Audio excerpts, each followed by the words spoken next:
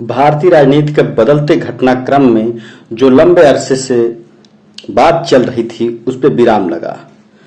दिल्ली के मुख्यमंत्री अरविंद केजरीवाल ने इस्तीफा दिया और उनके इस्तीफा के बाद आतिशी मरलेना को दिल्ली का नया मुख्यमंत्री बनाया गया। साथियों नमस्कार, जय हिंद, जोहार।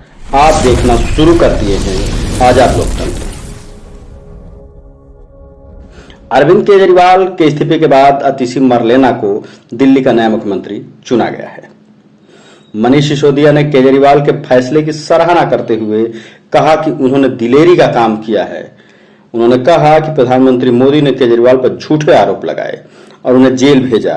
अब आतिशी को दिल्ली की जनता के साथ मिलकर केजरीवाल को दोबारा सीएम बनाना है।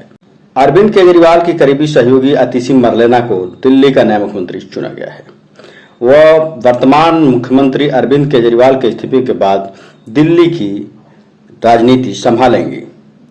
एक तरफ विपक्षी दल भारतीय जनता पार्टी और कांग्रेस आम आदमी पार्टी और केजरीवाल पर निशाना साध रहे हैं, वहीं इन सबके बीच मनीष सिसोदिया केंद्र सरकार पर हमला बोलते हुए केजरीवाल के फैसले की सराहना कर रहे हैं।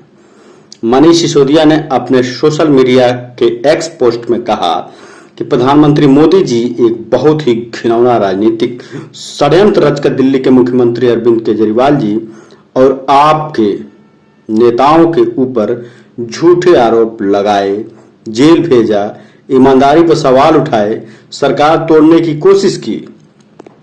मुख्यमंत्री अरविंद केजरीवाल जी ने दिलेरी के साथ मुख्यमंत्री पद से इस्तीफा दिया और जनता की अदालत में जाने का ऐलान किया। चुनाव तक दिल्ली के मुख्यमंत्री की जिम्मेदारी आतिशी जी को दी गई है। उनके हिस्से में आज मुख्यतः दो काम हैं। दिल्ली की जनता अरविंद जी के इस्तीफे से और मोदी जी के षड्यंत्र से बेहद आहत है। कई लोग रो रहे हैं और वो चाहते हैं कि अरविंद केजरीवाल वापस सीएम बने। आतिशी जी को दिल्ली के 2 करोड़ लोगों के साथ मिलकर अरविंद केजरीवाल जी को दोबारा दिल्ली का सीएम बनाना है। अगले कुछ महीने में दिल्ली की जनता को परेशान करने के लिए भारतीय जनता पार्टी केजरीवाल जी द्वारा दी गई सुविधाओं को खत्म करने की पूरी कोशिश करेगी। फ्री बिजली बंद करने की कोशिश करेगी, स्कूल अस्पतालों को खराब करने की कोशिश करेगी, फ्री दवाई बंद करने की कोशिश करेगी, नालों व सीवर सफाई का काम बंद करने की कोशिश करेगी। आतिशी जी यह जिम्मेदारी दी गई है कि बीजेपी के इस आतंक से दिल्ली की जनता की रक्षा करेंगी।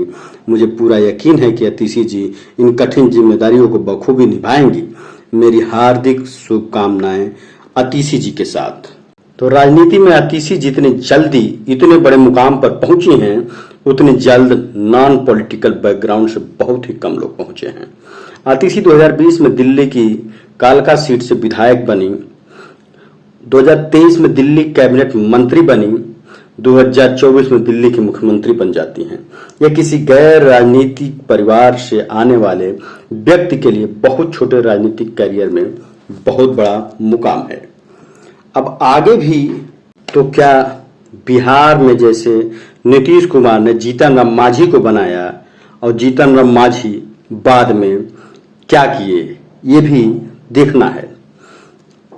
झारखंड के मुख्यमंत्री हेमंत सोरेन ने अपने करीबी चंपई सोरेन को मुख्यमंत्री बनाया। आगे क्या हश्र हुआ? क्या दिल्ली की वर्तमान मुख्यमंत्री आतिशी इन लांछनों से बची रहेंगी? क्या भारतीय राजनीति में ये इतिहास दोहराने से बचेगा? देखेंगे आगे। फिर मिलेंगे नए समाचार के साथ। जय हिंद। सियासत कहाँ नहीं है, चौखट से पनघट तक, चाय की अड़ी से बाजार की बैठक तक, अकेली जिंदगी से भीड़ की जमघट तक, हर जगह सियासत और हर किरदार सियासी है।